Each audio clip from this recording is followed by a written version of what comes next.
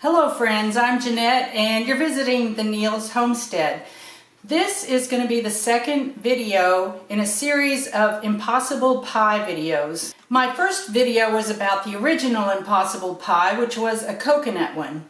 And in that video I also showed you how to mix up homemade Bisquick to use in these recipes. So if you want to go back and look at that in case you haven't. And I'll also include the recipe for the homemade Bisquick in the comments below, along with the recipe for the pie that I'm going to make today.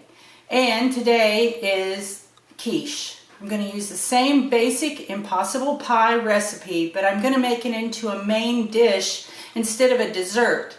And it's going to be a quiche. Thanks for joining me. The three main ingredients of the Impossible Pie is milk, eggs, and the Bisquick mix. And then the addition today is going to be spinach. I took this amount of spinach out of my freezer. It's 2 packages. I probably won't use it all, but I didn't feel like one would be enough, so I will probably be using 1.5. I took it out of my freezer and let it thaw at room temperature in a colander so that the liquid can start draining off of it. I chopped up a small onion in pretty small pieces because this doesn't cook for a long time, so I believe the smaller pieces the better. Grated approximately 1 cup of cheese. This cheese is called American Swiss cheese. I don't know exactly the constitution of it all, but and I think Swiss cheese is what's common in a quiche. And then I opened one of my jars of bacon and put that in the skillet, heated it up, drained the grease off, and I've got 6 slices of bacon cooked and crumbled up. The first thing I'll do is turn my oven on to 400 degrees and give it time to heat up. I'm going to spray my pie pan with some cooking spray. Just help it to come out of the plate easier. When I have all my ingredients prepared, I'm ready to get it mixed up. First I'll crack the eggs and put in there. 4 eggs. Remember, I'll put all the ingredients in the comments. Now we have chickens, so these eggs are fresh off the farm.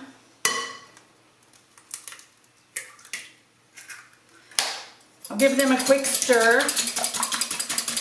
Next I'll add 2 cups of milk.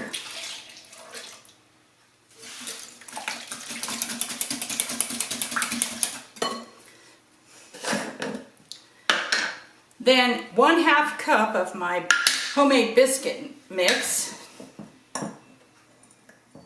Now this biscuit mix has flour, leavening, which is baking powder, salt, and butter.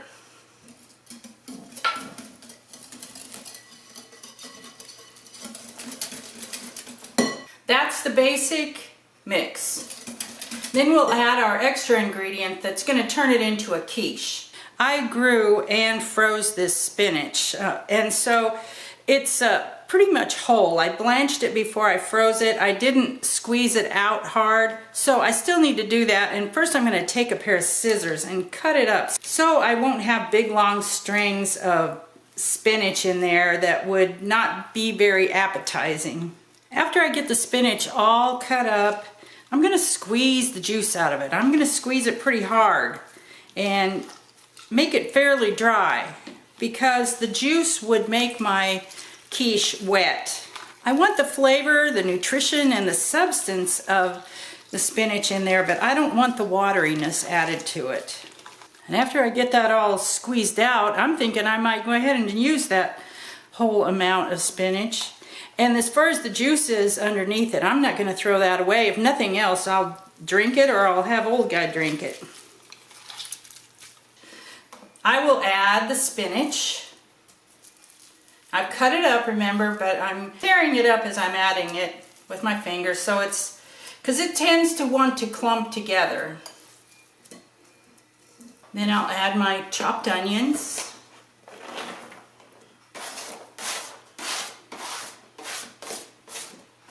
I'll go next with the bacon. I've drained it pretty well, but there's a little bit of bacon grease in there, and that's okay, that's fine.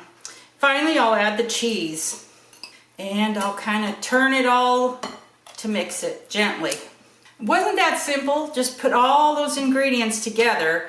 You don't have to mess with a pie crust. This is what always stops me from making something like a quiche, is to make the pie crust first. It seems like it's a lot of trouble, or to have pie crust that you buy at the store on hand, which it seems like I usually don't.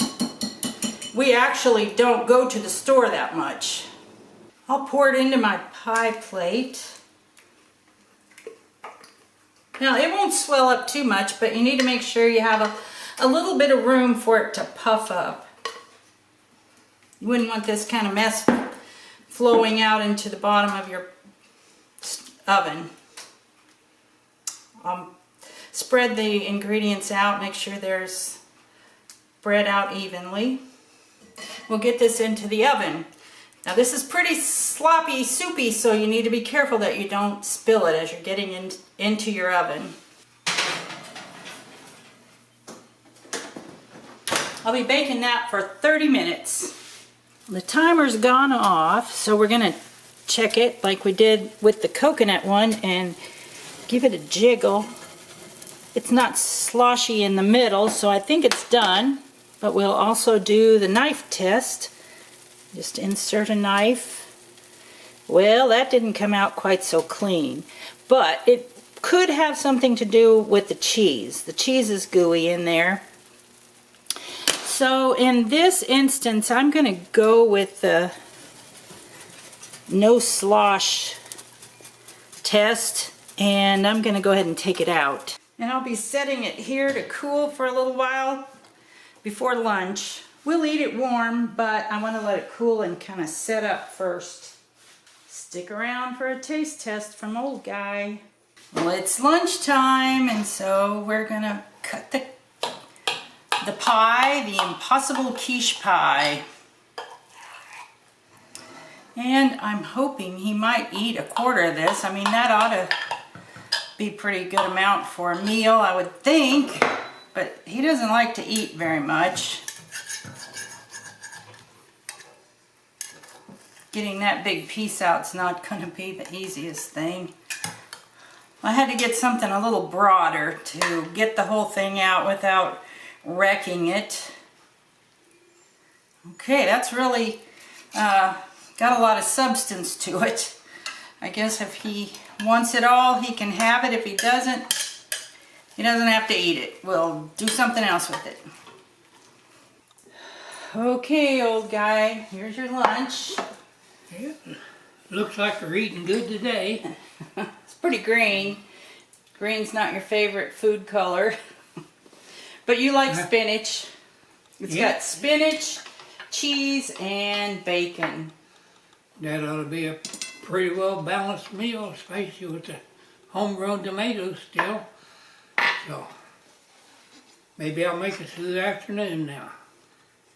He's been out pulling stuff from the high tunnels, trying to get the things cleaned up from the growing season. Very tasty. Is it? All it needs is a little bit of salt. Well, I was afraid that it might have too much salt because of the bacon. I didn't add any extra salt. So. It's perfect now. Well, there you heard it from the horse's mouth again. He liked that one too. Watch for the next video. The next video is going to be another dessert pie.